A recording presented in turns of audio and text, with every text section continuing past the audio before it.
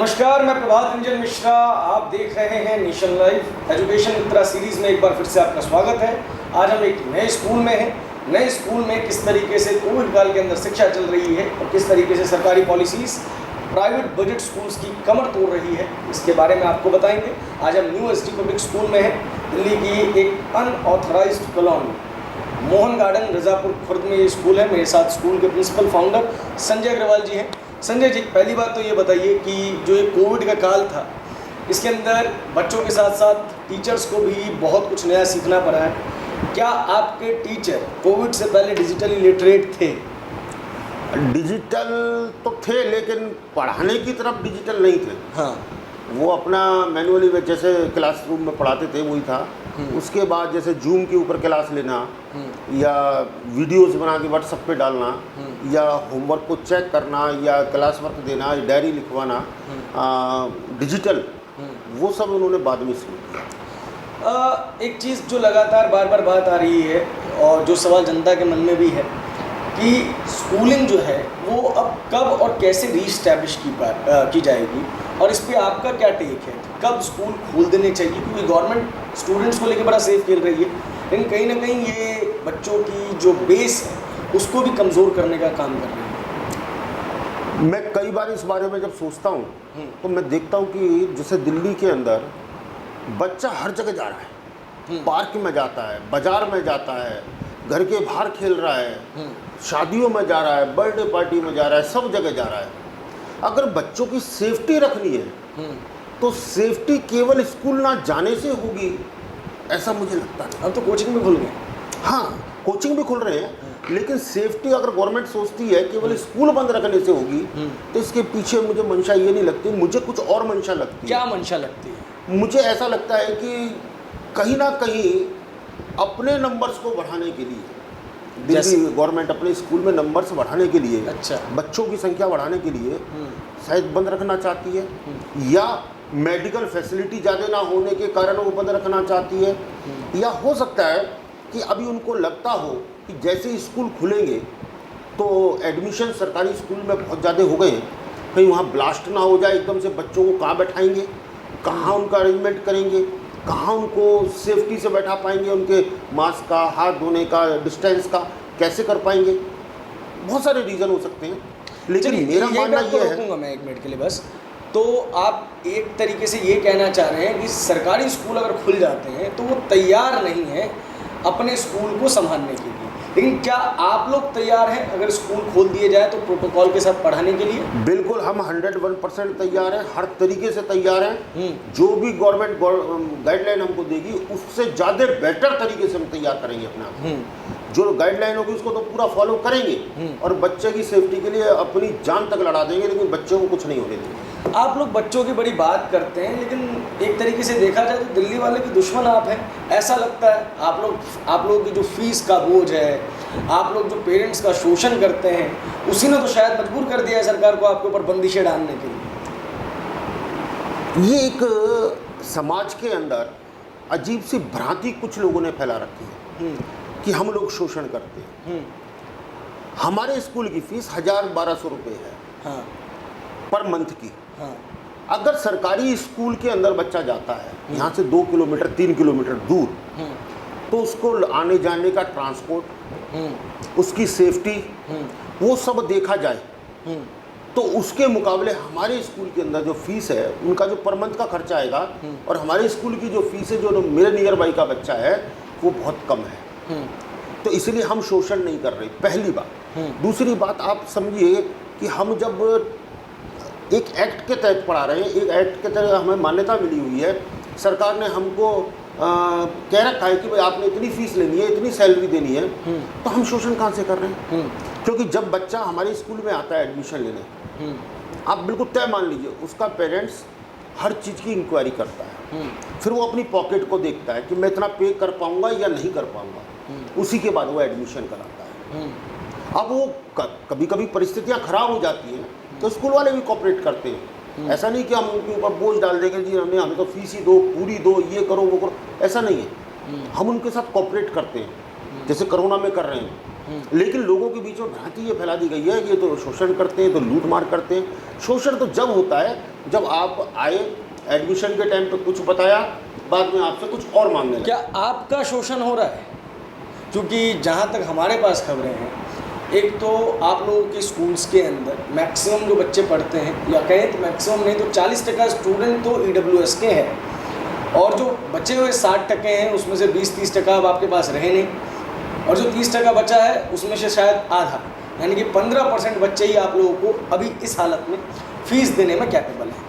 तो स्कूल की आर्थिक स्थिति बेहद ख़राब हो गई है, और उसमें EWS का जो रीइम्बर्समेंट है, इसे ग्रांट ना बोला जाए ज़्यादा बेहतर होगा, क्योंकि ग्रांट सब्सिडी होती है और रीइम्बर्समेंट आपका हक होता है।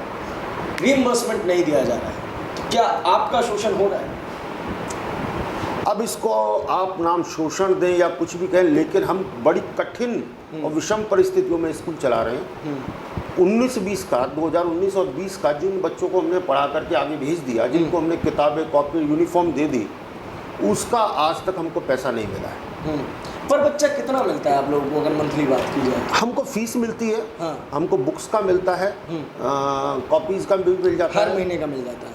हाँ, हर महीने का, लेकिन ये कितने टाइम बाद मिलता है, ये हमारे लिए बड़ी दिक्कत का काम। अच्छा, 2019 से पहले क्या समय पे मिल जाता था? समय पे तो कभी नहीं मिला, लेकिन फिर भी जल्दी मिल जाता था, जैसे 3 महीने बाद, 4 महीने बाद, 6 महीने बाद, तो मैक्सिमम रहते थे इसके लिए, रहते थे 6 महीने बाद। सरकारी काम है, थोड़ा समय लेगा। हाँ। लेकिन अब क्यों नहीं मिल रहा है पैसा?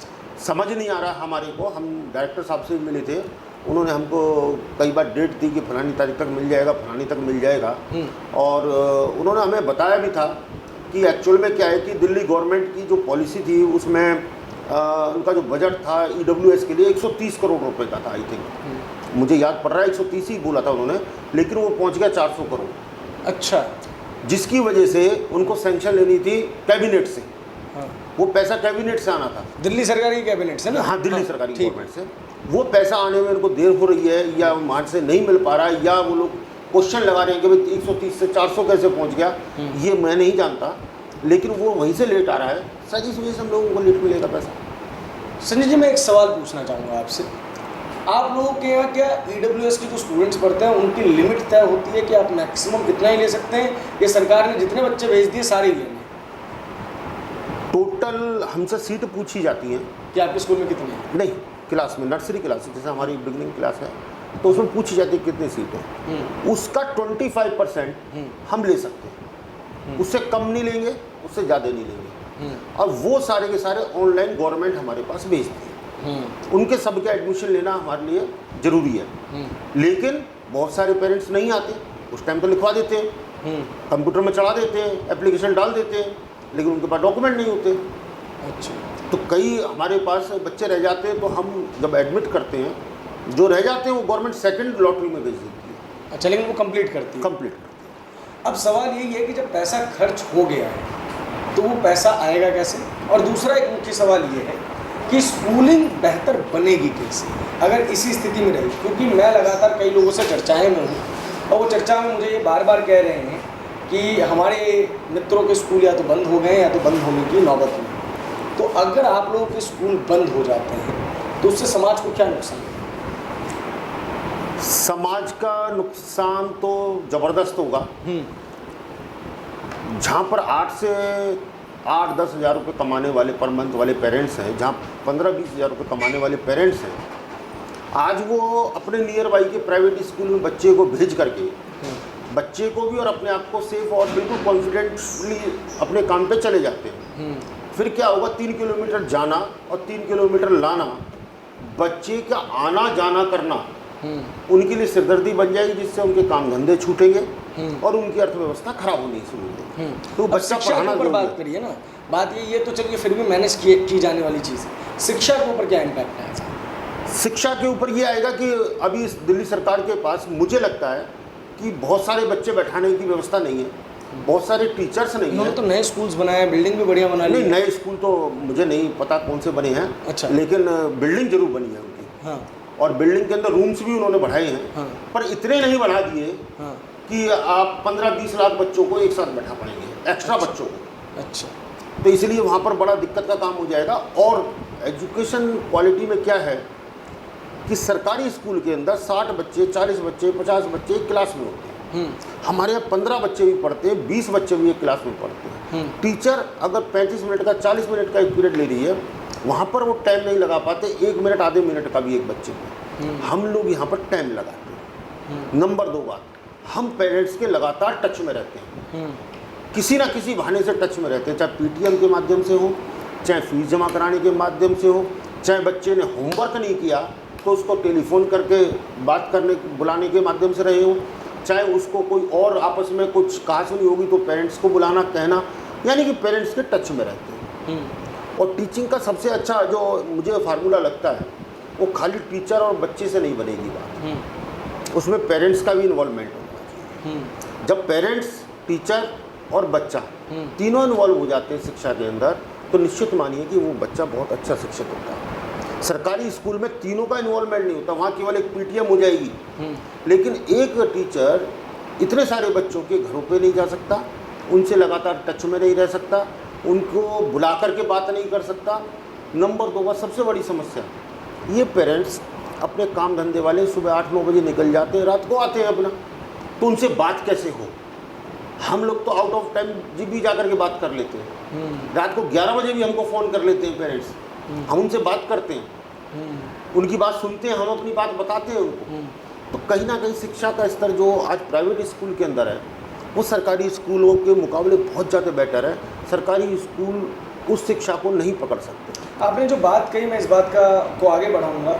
लास्ट ईयर आपने देखा होगा, दिल्ली इलेक्शन से पहले खूब सारे पोस्टर्स लगे हुए थे, दिल्ली में अभी भी वो पोस्टर्स बचे हुए हैं कि 1758 शायद अनऑथराइज्ड कॉलोनियाँ हैं दिल्ली के अंदर, जिसको नरेंद्र मोदी सरकार ने ऑर्गेनाइज़ किया था, इनके पास किया था, उसको अथॉरिटी दी थी। और लगभग जितने भी अनऑथराइज्ड कॉलोनी हैं, उनकी कहानियाँ एक जैसी ही हैं। वहाँ पे जो पेरेंट्स हैं, उनको सुबह सुबह निकलना पड़ता है, उसके बाद पूरे दिन वो बच्चा स्कूल या तो ट्यूशन के हवाले ही रहता है। सर, एक और सवाल है मेरा आपसे कि ये जो न्यू एजुकेशन पॉलिसी आई है, क्या आपका उस पर टेक है? क्या वो सही है या गलत है, या उसके अंदर सुधारों की गुंजाइश है? दूसरा, क्या आप लोग उसको इम्प्लीमेंट कर सकते हैं? अभी जो न्यू एजुकेशन पॉलिसी आई है, उसकी कुछ चीज़ें हम लोगों को पता हैं, विस्तार से अभी हमको भी नहीं पता उसके अंदर क्या है, लेकिन जितनी भी चीज़ें हमने देखी उसमें कुछ अचंभित करने वाली चीज़ें हैं। जैसे एज फैक्टर है उसके अंदर। पहले पहली क्लास के लिए 5 साल का था, लेकिन अब शायद वो 6 साल या 7 साल कर दिया गया उसमें। और साथ में जो सेकंड क्लास तक पेपरलेस पढ़ाई के लिए उसमें कहा गया है। ऐसी कुछ बातें, हाँ, सेकंड क्लास या फर्स्ट, हाँ, जी है ना? तो वो चीज़ अचंभित करने वाली है, क्योंकि आज भी हमारे जो पेरेंट्स हैं, हमारे जो टीचर्स हैं, वो पुराने एजुकेशन सिस्टम से पढ़ के आए हुए हैं। वो आज भी वो पेपर पे काम ना हो, कॉपी में काम ना हो, बुक ना हो, तो वो उसको पढ़ाई नहीं मानते। तो एक द्वंद्व चलेगा हमारा। लेकिन मुझे लगता है कि जब इतना बड़ा सिस्टम पूरी इंडिया का, और उसमें मेरे को जहाँ तक पता है कि हज़ारों लोगों की राय लेकर के भारत सरकार ने वो न्यू एजुकेशन पॉलिसी बनाई है, तो वो पहले से अच्छी होगी, ऐसा मेरा मानना है। अच्छा, एक और चीज़ मेरे को बताइए कि क्या कोविड के बाद जो शिक्षा की स्थिति है, उसके अंदर बढ़ोतरी देखने को मिलेगी हमें? क्या देखने को मिलेगी? बढ़ोतरी बढ़ती हुई, क्योंकि देखिए प्राइमरी एजुकेशन के अंदर क्या हम हेल्थ को इंट्रोड्यूस कर पाएंगे? दूसरा, आगे अगर कभी इस तरीके का पैंडेमिक आएगा, तो क्या हमारी स्कूलिंग सिस्टम उसके लिए पहले से तैयार रहेगी? ये एक ऐसी घटना है कोरोना, जिसके लिए कोई कभी सोच भी नहीं सकता था, समझने की तो बात ही छोड़ दो। और ये पूरी दुनिया को हिलाने वाली घटना है। इसके अंदर जो मेडिकल फैसिलिटीज़ और एजुकेशन फैसिलिटीज़ हमारे देश के अंदर थी, वो इतनी स्ट्रॉन्ग नहीं थी कि हम कोरोना को संभाल पाए। लेकिन क्योंकि आज पीरियड 2 साल के लगभग होने को आ रहा है, तो हम लोग उस दिशा में बढ़े रहे हैं या बढ़ चुके हैं, या अभी हमें और बढ़ना है कि ऐसी कोई भी घटना दोबारा कभी जीवन में अब आने वाले समय में होती है, तो हमारी एजुकेशन पॉलिसी, जो कि किसी भी देश के भविष्य की मेन रीड होती है, और हेल्थ पॉलिसी, हेल्थ सेक्टर जो हमारा है, वो भी रीढ़ की हड्डी होती है, वो पूरी तरह मजबूत हो। इस बात की चिंता सभी लोगों को करनी चाहिए। और मुझे लगता है कि हमारा देश इतना सक्षम है, इतना सक्षम है कि हम तो इससे भी खराब बीमारी आ जाएगी उससे भी लड़के आगे निकल जाए। अंतिम चीज़, क्या जो EWS का रीइंबर्समेंट वगैरह है वो आप लोगों को जल्द से जल्द मिले, इसकी आवश्यकता के ऊपर आप कुछ कहना चाहते हैं? बिल्कुल कहना चाहते हैं। हम सरकार से भी निवेदन करना चाहते हैं और अपने, क्योंकि हम लोगों को मान्यता डायरेक्टर ऑफ एजुकेशन ने दे रखी है। आज अगर हम किसी भी विपत्ति में फंसते हैं, क्योंकि हम हर ऑर्डर उनका मानते हैं, उनकी हर बात हम मानते हैं, आँख मीच के माननी पड़ती है कि जो भी ऑर्डर है हम उसको फॉलो करते हैं। तो इतना निवेदन हम करना चाहेंगे कि जब हमारे विपत्ति आ रही है, क्योंकि माई बाप तो वही है हमारे, और क्यों मान्यता उन्होंने दे रखी है, माँ बाप की तरह एक तरीके से छत्र छाया में उनकी में हम। तो जब हमारे पास आज कोरोना की वजह से विपत्ति आई हो या EWS की पेमेंट का मामला हो, तो थोड़ा सा नरमी से हमारी तरफ देख करके हमारी अर्थव्यवस्था की तरफ भी ध्यान दें। और हम हमेशा ये चाहेंगे, जो बजट स्कूल हैं हमारी फाइनेंशियल पोजीशन बहुत अच्छी नहीं होती, EWS का पैसा मंथली मिल जाए हमको, क्वार्टरली मिल जाए, हाफ ईयरली मिल जाए, और नहीं तो 31 मार्च के बाद एक डेट तय कर दें कि 10 अप्रैल, 15 अप्रैल, 20 अप्रैल तक हम लोगों का पैसा रिलीज़ हो जाए, ताकि हमारी जो एक फाइनेंशियल पोजीशन बहुत ख़राब होती है कम फीस के कारण। हम समाज का काम कर रहे हैं, हम गवर्नमेंट का ही काम कर रहे हैं एक तरीके से, क्योंकि बहुत कम पैसों में हम बच्चों को पढ़ा रहे हैं, तो उसमें हमारा सहयोग हो जाएगा और हम भी सरकार का, भारत का, देश का, दिल्ली का कहीं ना कहीं भविष्य निर्माण कर पाएंगे। बहुत बहुत शुक्रिया हमसे बात करने के लिए सर। धन्यवाद। एजुकेशन मित्रा सीरीज़ में लगातार नेशन लाइव आपको स्कूलों से रूबरू कराता रहेगा। अभी फ़िलहाल हम बजट स्कूल से आपको रूबरू करा रहे हैं, जल्दी हम कुछ और स्कूल से भी आपको रूबरू कराएंगे। ज़रूरी है कि आप दोनों पक्षों की बात को समझे, सुने, क्योंकि ये जो स्कूल्स हैं वो आपके दुश्मन नहीं हैं। विद्यालय हमेशा से लोगों का निर्माण करते आए हैं, और अगर उनकी स्थिति खराब है तो क्यों है, इसके बारे में भी आपको जानना चाहिए। हम आपके सामने पेरेंट्स की, स्टूडेंट्स की और टीचर्स की, तीनों की राय रखेंगे। फैसला आपको करना है। मैं सिर्फ यही आपसे आग्रह करूंगा कि आप किसी प्रोपेगेंडा का शिकार ना हो, हर पक्ष की बात सुनें और अपने विवेक को ध्यान पे लगाएं और ये सोचें कि कौन सही है, कौन गलत है। धन्यवाद।